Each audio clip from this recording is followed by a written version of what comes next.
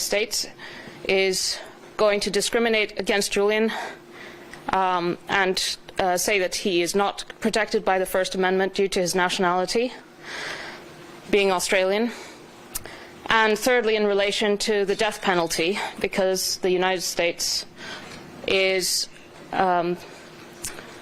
able to change the charges once he's in the United States to charges that carry the death penalty. So these are the three issues that the United States has identified as posing a major challenge to extraditing Julian. Of course, the case should have just been thrown out, and Julian should not have spent a single day in prison.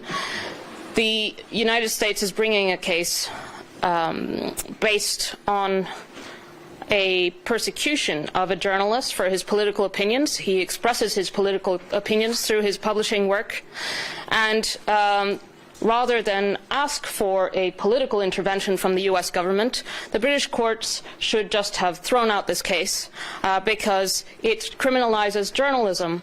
And that is the takeaway here, really, when you're looking at the decision today, that they have gone to the heart of it, and it is Article 10, the First Amendment, freedom of expression, that is at issue. And the British courts are really tying themselves in knots.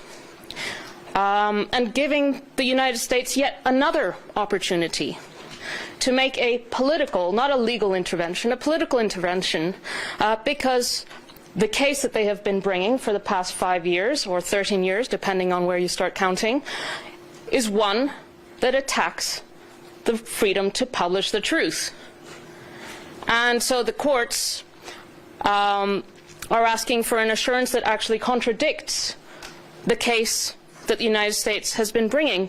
And the United States government, let's be clear, if it's a diplomatic assurance, it's a political assurance. And we've seen it already in the past. US assurances are not worth the paper that they are written on. The United States, of course, is a country that has plotted to assassinate and kidnap Julian, a publisher, in order to silence him. The United States, under CIA Director Mike Pompeo, discussed at the highest levels of the administration in the White House plans to assassinate and kidnap Julian. This case comes about as a result of those discussions. The United States and the CIA were hatching plans. Mike Pompeo told his workers at the CIA in Langley to elaborate plans about how to go about killing Julian. And then, only after that, the DOJ charged Julian. As you all know, this all relates to publications from 2010 and 2011 under the Obama administration. And the Obama administration looked at this case and said, we will not take a case against Julian Assange in relation to the Chelsea Manning publications, because he is a publisher. He is not a hacker, he is a publisher, and it is impossible to distinguish what WikiLeaks did publishing this material from what the New York Times did in relation to this material, and from what the New York Times does every single day. You know full well that national defense information is published on a daily basis in every broadsheet, in every country, or in every country where there is a free press, every single day. So what this case is an unprecedented case in which the Espionage Act is being repurposed in order to criminalize what the New York Times does every single day, and that has not changed. The New York Times problem, what Obama called the New York Times problem, remains. And what Julian's case is an acceptance of the New York Times problem and an inversion of the New York Times problem. They've turned it into the New York Times solution, an ability to be able to take criminal prosecution against the New York Times for publishing the truth. That is what this case means, and that is what the United States is pursuing. The United States should not issue assurances. They should just drop the case, because this case, as the Obama administration rightly identified, is an attack on all of you, on the press, on freedom of conscience, and on the public's right to know. And we all know at this crucial moment that we find ourselves in, with the conflicts in the Middle East and in Ukraine, that the press needs to be able to be free to publish the truth about what happens in conflict and war. And those who are involved in driving war should not be given the power to be able to silence and imprison the journalists who are engaged in exposing war crimes. Thank you. What is deeply worrying, reading through the decision from the court today, is the fact that Julian Assange is not allowed to present evidence in appeal court about the plot to kidnap or assassinate him. I think that's absurd. There is not enough evidence, they say. Well, there has been a deeply investigative journalistic piece by Yahoo News based on more than 30 sources. It has not been denied. On the contrary, in essence, it has been confirmed by Mike Pompeo, then CIA director when these plans were drawn up, when he stated that the leakers should be hunted and they should be charged for leaking this information. You cannot go after somebody for leaking information that isn't truthful, can you? So it's absurd that he is not allowed to present that as an argument against that extradition in a courtroom here. It is also absurd in my mind that Julian is not allowed to argue in court that his extradition would violate the UK-US extradition treaty, which specifically prohibits extradition for political offenses. And the judge is here to say that actually the treaty doesn't mean anything. It's in black and white. It should be of concern to everybody. The treaty obligation is null and void. However, the information that the opportunity that is now given to the United States, as Stella said, to once again amend their case with the so-called assurances, a political intervention, is a charade. But by giving them the opportunity to make assurances that he will be treated as a journalist with First Amendment protection, as a US journalist, and not be discriminated against as an Australian citizen, blows a huge hole in the entire argument of the United States, who have been going on year after year after year saying that he is not a journalist and that he does not have First Amendment protection in the United States. So what is left? The judges here are basically saying, give us assurances that he is treated as a journalist, whilst in the entire time, and the entire case has been based on their argument that he is not. So at least today we got an acceptance, de facto, of the journalistic aspect of the work that Julian did, which everybody understands and knows. So this is just a continuation. It should not have happened. Basically, in their own writing, the judges had arguments to allow the appeal. The arguments are all there. Why continue this charade, this lawfare against Julian? In 2 weeks, he will have spent 5 years in Belmarsh prison. 5 years. And we still haven't come to a conclusion in this case. The onus is now on the United States government. That's where you should be going. And ask them, you should drop the case, because there's nothing left in it after today's verdict by the judges. Thank you.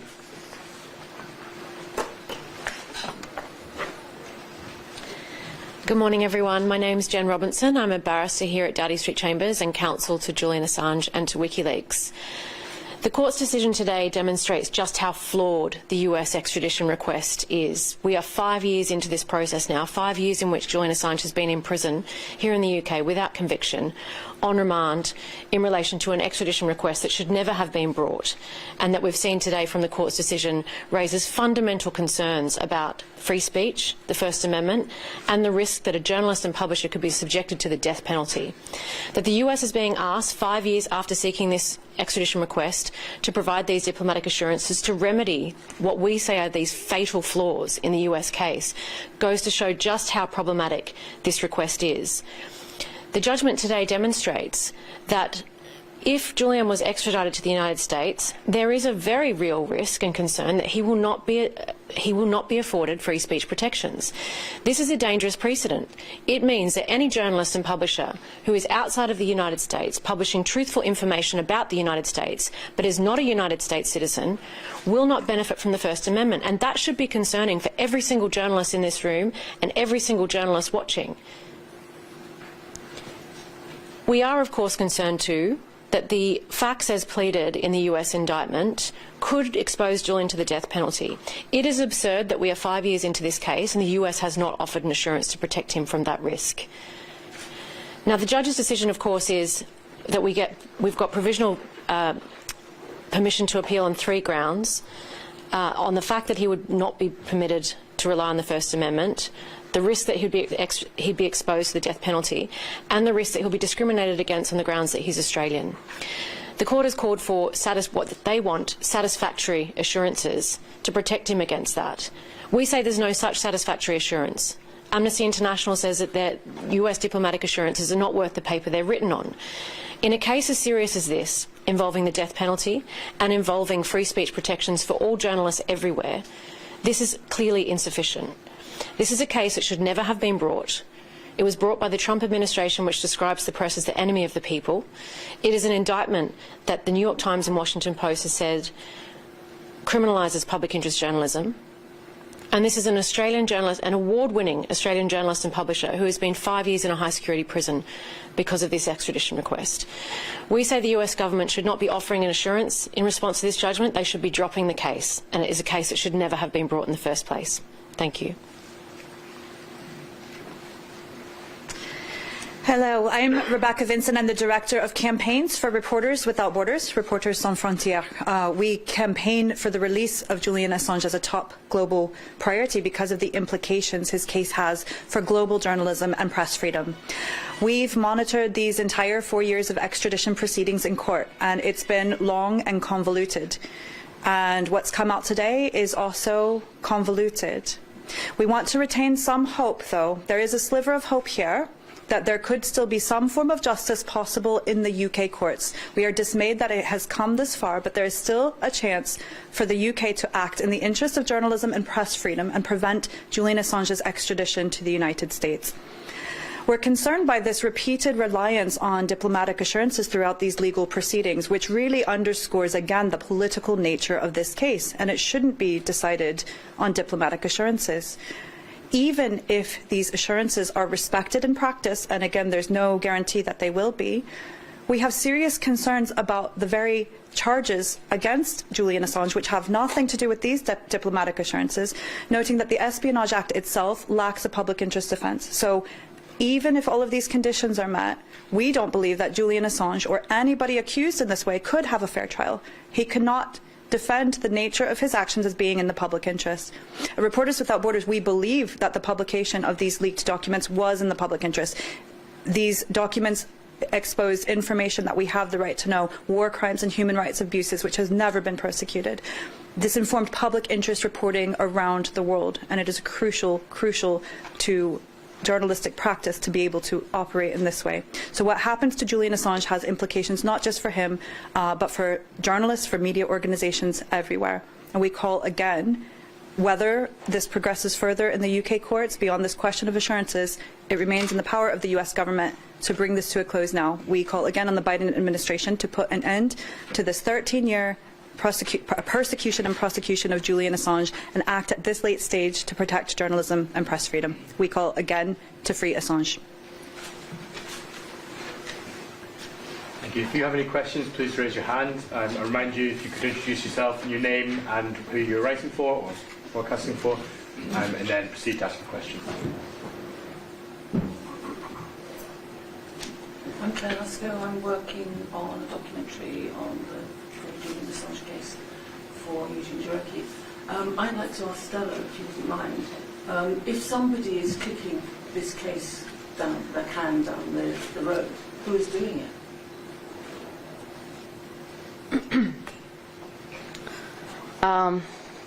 Let's not for me to speculate.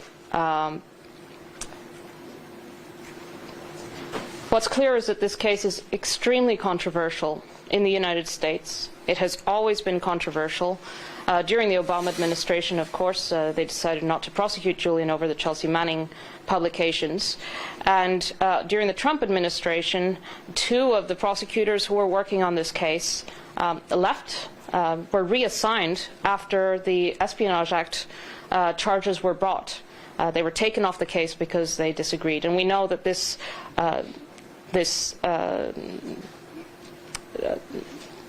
conflict has been at the heart of each and every administration, because within each and every administration there is an awareness that this is a very dangerous case, and this case, in fact, can be the end of the First Amendment.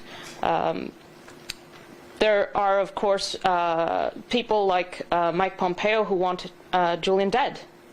And that is why Julian will never be safe in the United States, no matter what. It is unprecedented that you have a case in which you have reports that have never been contradicted by the CIA or Mike Pompeo, and in fact confirmed effectively by Mike Pompeo when he said that the sources for the story about the kidnap-kill plot against Julian should be prosecuted under the Espionage Act, not for libel, but for disclosing state secrets. So there's no denial that the United States has engaged in a murder conspiracy against Julian. So there are different interests at play. There are different actors at play. Ultimately, those who do not want to see information that is embarrassing to the administration,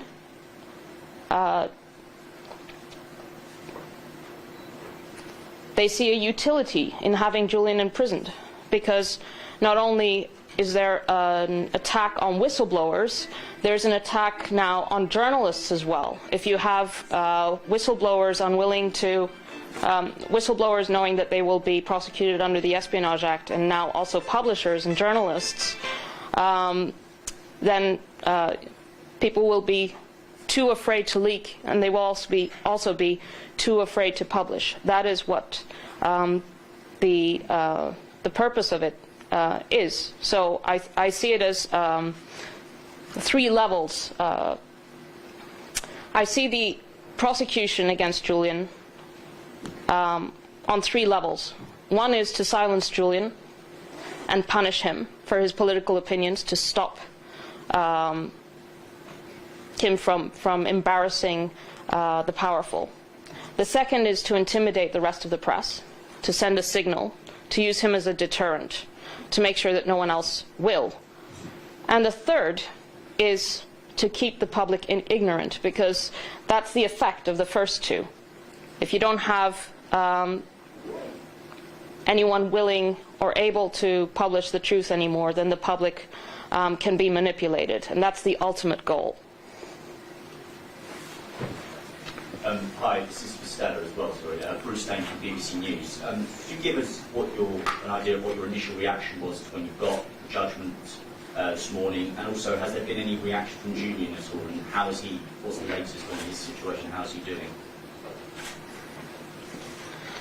Well, I can only speak about my own reaction. I find the judgment utterly bizarre. As I said before, my impression is that the court is tying itself in knots. to find basically passing the buck to the US government.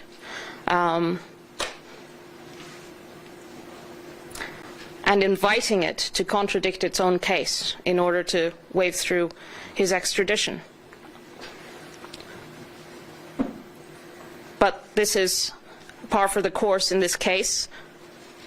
Bizarre decisions by the courts, unpredictable legal proceedings, exceptions. It's a political case, and this is what you come to expect when you have a political case. It's political on every level. The publications were political, exposing what was happening during the wars by the occupying forces, the cover-ups, the torture, the assassination squads, the lack of accountability. The political nature of the offences. The Espionage Act, prohibited under Article 4 of the UK-US Extradition Treaty, barred from extradition, and yet the courts have said it's fine. You can extradite him because the treaty is not enforceable domestically. There is no protection for the individual even when there are political offences brought in the extradition. That's the decision. The political motivation of the Trump administration in bringing this case, and the Biden administration for keeping it going, to be able to bring criminal prosecution against a publisher for publishing the truth. And the purpose to punish his political opinions. In fact, the Obama administration from the very beginning said that WikiLeaks and Julian opposed the Afghan war and therefore was not, they were trying to persuade the rest of the press to not amplify WikiLeaks because Julian had the opinion that the Afghan war was wrong. So he's being punished for his political opinions, and the whole case is an attack on public interest journalism, and public interest journalism that conflicts with the interests of those who want to drive and continue wars. Catherine Goose from the Australian Broadcasting Corporation, one from UGen. What do you think are the chances of the US actually abiding by this and giving the assurances? I can't speculate on whether the US will offer these assurances or what they'll do with them, but what we do know is that on the basis of numerous documented cases and Amnesty International's own position that the US diplomatic assurances, we say, aren't worth the paper they're written on. It is very concerning that the court would invite assurances on matters of this seriousness in a case involving a journalist and a publisher. And as we've said, the US government should not be offering assurances, they should be dropping the case altogether. And that's the only satisfactory outcome. So you can't give any assurances that they'll follow through even if they do say that they'll do it? Even if we receive the assurances, we're not confident that we could rely on them. Michael Holt from Reuters. Wall Street Journal had a report last week saying there have been preliminary discussions over a potential plea deal. Are you able to say if there have been any initial discussions over a possible deal? And if there were or weren't, would a plea deal be something that you would consider, because this might bring the whole matter to a conclusion without the need for extradition? Is that for me? Well, in relation to that Wall Street Journal piece, I'd refer you to Barry Polak's statement. That's Julian's U.S. Defense Counsel.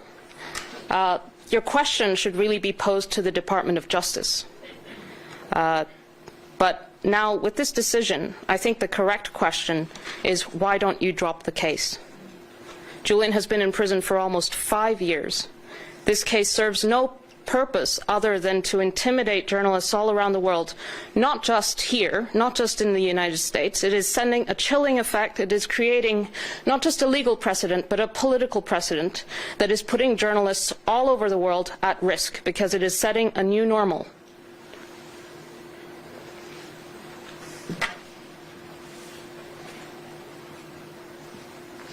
Okay, thank you very much. There will be opportunity for short one-to-one interviews after this. If you're interested in that, please come up and speak to me, and I will try to funnel it as best I can. But thank you all for attending. Thank you. I've got to go in 20 minutes. Because I've got to go Okay, so in next 20 minutes for you. Yeah. And if you'd like to speak to Jen, next 20 minutes is your prime time. So I'm sorry, I have to go see Julian in prison, so I need to leave in 20 minutes. Hi.